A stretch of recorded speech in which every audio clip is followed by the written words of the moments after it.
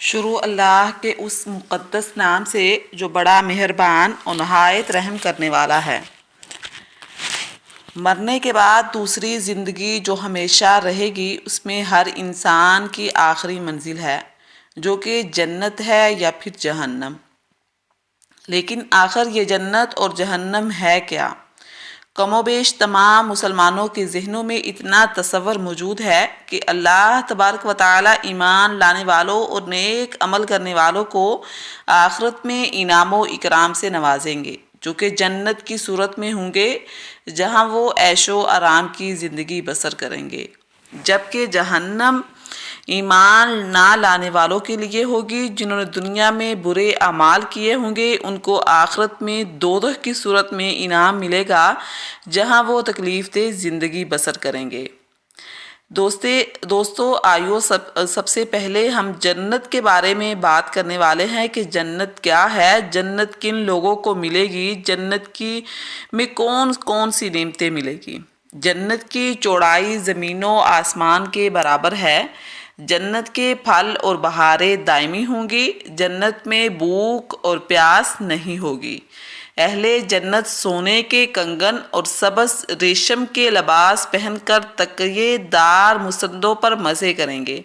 اہل جنت عقل پر اثر انداز نہ ہونے والی سفید رنگ کی لذیذ شراب پئیں گے۔ اہل جنت کے لیے ہیروں کے اور موتیوں جیسی شرمیلی نگاہوں والی خوبصورت بیویاں ہوں گی، جنہیں اس سے پہلے کسی جن یا انسان نے چھوا تک نہیں ہوگا۔ دوستو اب ہم جنت کے بارے میں چند احادیث بیان کریں گے۔ جنت میں بیماری، بڑھاپا اور موت نہیں ہوگی۔ اگر جنتی عورت اپنے کنگن سمیت دنیا میں جھانک لے تو سورج کی روشنی کو اس طرح ختم کر دے گی جس طرح سورج کی روشنی تاروں کو ختم کر دیتی ہے۔ اگر جنتی خاتون دنیا میں ایک دفعہ جھانک لے تو مشرق سے مغرب کے درمیان ہر چیز کو روشن کر دے اور ساری فضا کو خوشبو سے معطر کر دے۔ جنت کے محلات سونے اور چاندی کی اینٹوں سے بنے ہیں۔ اس کا گارا تیز خوشبو والا مشک ہے۔ اس کے سنگریزے موتی اور یاقوت کے ہیں اور اس کی مٹی زعفران کی ہے۔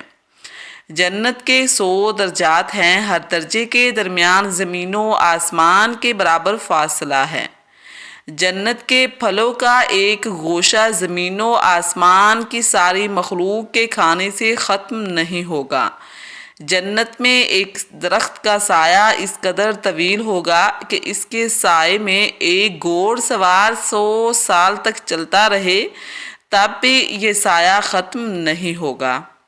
جنت میں کمان برابر جگہ ساری دنیا اور دنیا بھر کی تمام نعمتوں سے زیادہ قیمتی ہے۔ حوض کوثر پر سونے اور چاندی کے پیالے ہوں گے، جن کی تعداد آسمان کے ستاروں کے برابر ہوگی۔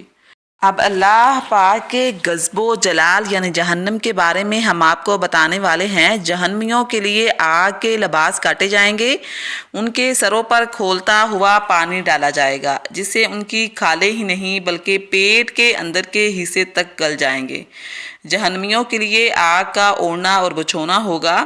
جہنمیوں کی گردنوں میں توق، ہاتھوں میں زنجیریں اور پاؤں میں بیڑیاں پہنا کر آگ میں گھسیٹا جائے گا۔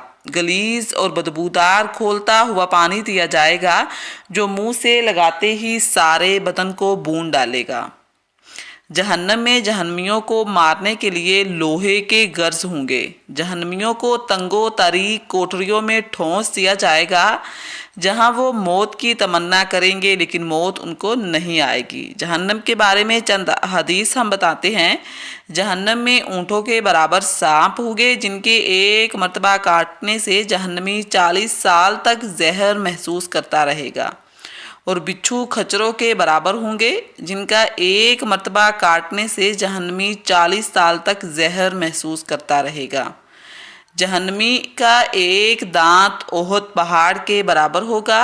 جہنم میں کافر کے 2 کندھوں کا درمیانی فاصلہ تیز رو سوار کی 3 دن کی مسافت کے برابر ہوگا۔ جہنم کو قیامت کے روز کھینچ کر آنے کے لیے 4 ارب 90 کروڑ فرشتے مقرر کیے جائیں گے۔ جہنمی کی کھال کی موٹائی 42 ہاتھ تقریباً 63 فٹ ہوگی۔ جہنم کی گہرائی اس قدر ہے کہ اس کی تہہ میں گرنے والا شخص مسلسل 70 برس تک گرتا چلا جائے گا۔ جنت اور جہنم کے بارے میں قرآن و حدیث کے حوالے سے یہ ایک مختصر سا تعارف ہے جو ہم نے پیش کیا ہے۔ اللہ تعالی ہم سب کو بارگاہ رحمت میں جگہ دے اور دوزخ کے عذاب سے پناہ دے، آمین یا رب العالمین۔